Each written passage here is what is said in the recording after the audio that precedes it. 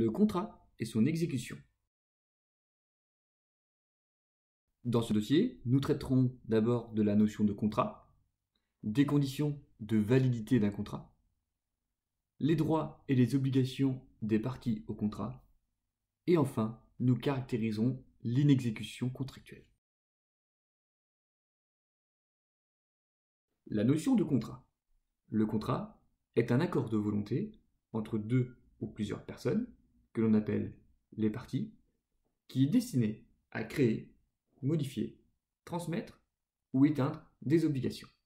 Le contrat peut être écrit comme un contrat d'assurance, verbal lorsque l'on achète sa baguette de pain. Les conditions de validité d'un contrat. Pour qu'un contrat soit valide, il y a nécessité de réunir 3 conditions. Le consentement des parties, la capacité des parties, le contenu licite et certain du contrat. Le consentement des parties. Le consentement des parties désigne la manifestation de volonté de chacune des parties. Le consentement ne doit pas être vicié, c'est-à-dire altéré, par l'erreur. C'est une idée fausse que l'une des parties se fait de la qualité essentielle de la chose ou de l'objet du contrat. Le dol, manœuvre frauduleuse d'une des parties afin d'induire en erreur l'autre partie et par conséquent de le tromper. La violence, qui vise à obtenir le consentement d'une des parties par une menace physique ou morale. La capacité des parties.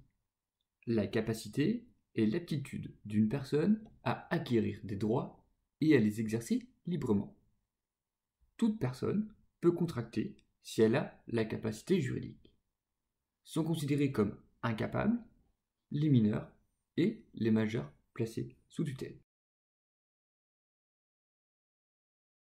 Le contenu licite et certain. Le contrat doit être conforme à l'ordre public. Le contrat doit porter sur une prestation présente ou future qui doit être possible et déterminée ou déterminable. Les droits et obligations des parties au contrat. Les contrats valablement formés tiennent lieu de loi à ceux qui les ont faits. La force obligatoire contraint les parties à respecter leurs engagements d'elles-mêmes. Elles ne peuvent pas se rétracter unilatéralement. Les parties ne peuvent se libérer de leurs obligations que d'un commun accord ou en les exécutant. Un contrat fait naître des obligations pour les personnes qui le signent.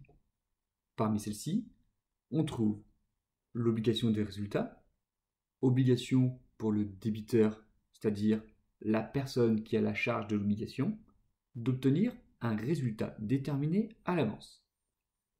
L'obligation de moyens, c'est l'obligation pour le débiteur à mettre tous les moyens pour parvenir au résultat prévu au contrat. L'inexécution contractuelle. En cas d'inexécution de ces obligations, le contractant, sous certaines conditions, peut être sanctionné par l'octroi de dommages et intérêts au bénéfice de son co-contractant. On distingue différents cas d'inexécution.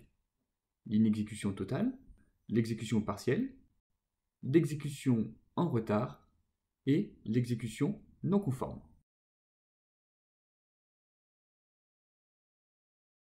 La partie envers laquelle l'engagement n'a pas été exécuté ou l'a été imparfaitement peut refuser d'exécuter ou suspendre l'exécution de sa propre obligation, poursuivre l'exécution forcée en nature de l'obligation, obtenir une réduction du prix, provoquer la résolution du contrat, demander réparation des conséquences de l'inexécution.